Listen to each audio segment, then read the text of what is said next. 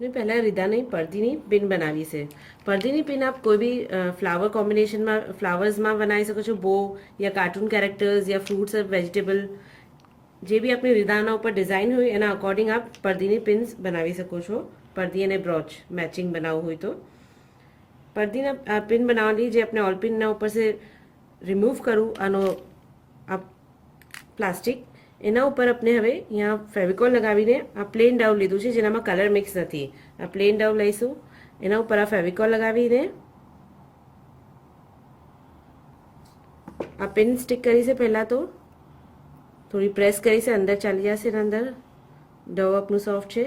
હવે એના અંદર આપણે આજે રેડ એન્ડ યલો કોમ્બિનેશન જે ઘણું કોમન છે એનો આપણે પિન બનાવી રહ્યા છે, પિન અને બ્રોચ.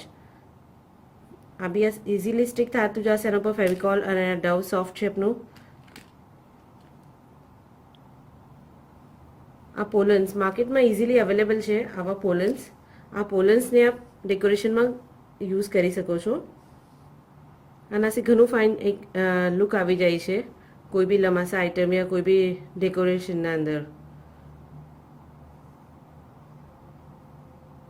હવે આને આપણે સૂકવાને મૂકી દઈશું.